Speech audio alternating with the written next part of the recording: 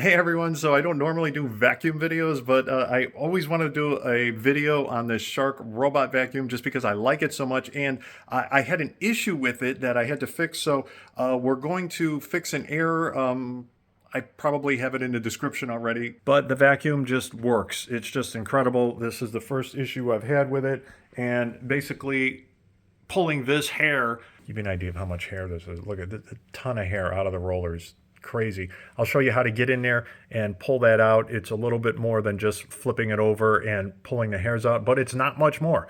The only tool you are going to need is this little Torx bit thing, a T8, which I know most people aren't going to have this, but a lot of things now, if you're doing DIY things, you got to have little Torx bits like this. This is a T8. So anyway, this is like the only tool that you're going to need to fix the error that I've got in the description. And also, I'm recommending this vacuum. I'll talk a little bit more about that. So let's go. So I've had this vacuum for 2 years, and this is the first time that I've had an issue with it in terms of it. It's saying that it has a something blocking it, and let me just leave this out for now. And not being able to just turn it over and pull it off the here. Usually you find something in here, or you know, you're taking that out anyway, and you look in there, and something is just kind of like stuck in there. It's like I said, a big wrapper, something gets in there, you just pull it out, no big deal, and it just goes on its way. However, this time it said something was blocking it, like blocking it from moving. I can't remember. It gave me a strange error, and I took this out. I took all the hairs off of this roller. It seemed to have like a decent amount of hair on the roller. Took all those hairs off, and it still would give me the error. It would only run for maybe 30 seconds or so.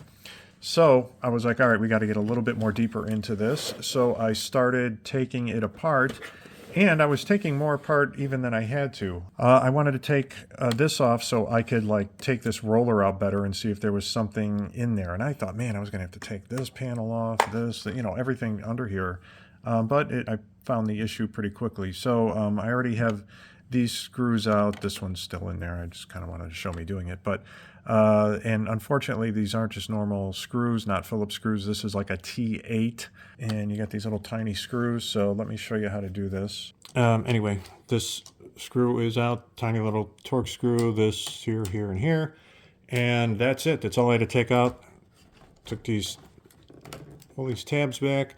Take this off. I do want to vacuum this out a little bit better. I kind of took it apart and put it back together just to make this video. Now, I thought I was going to have to take this off to get the roller out, but no, you don't. Look, this just lifts right out here. This comes right out of there, just like that. And the first thing I found was a massive amount of hair wrapped around here. How much hair? Check this out. All of this was compacted in there, in that spot. I mean, it was crazy. It was like clowns coming out of a car or something. It was ridiculous, the amount of hair coming out of it. It was crazy. So pulled all that out. Then I was looking at this, and I'm like, well, what the heck? I was seeing some hair in there, and I was going, all right, so I got to get this off. So this comes off. I'll show another clip of how to take this off.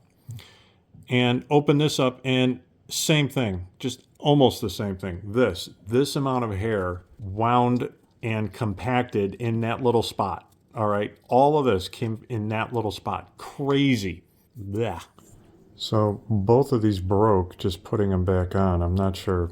I thought they would just kind of, you know, pop back on, but I guess the plastic was that weak already. This thing's only a couple of years old, so I don't really understand that. But anyway, to get it off, these tabs had to be pried the right way. So I had to go in and kind of pry that way, just a little bit. Really just kind of stick the screwdriver in there, pry this way, and then this side came up, and then same thing on this side. So, right, not here, here, outside, pry that way. And it came up, and I didn't pry that hard. It didn't seem like I damaged those tabs at all taking it off. I took it off pretty gently. And putting it on, like I said, I thought it would just slip right over there. But one tab broke, and then I tried to get it back on with just one tab, and the other one just broke. So Anyway, oh well. This is kind of a square, and there's a square piece in there. You just have to put it back in, you kind of line it up a little bit, and that goes down there. Try to get most of them out. And then that's it. This should do it. Again, I've had this thing for 2 years running pretty much 3 days a week, and no problems other than this. This has been the first problem.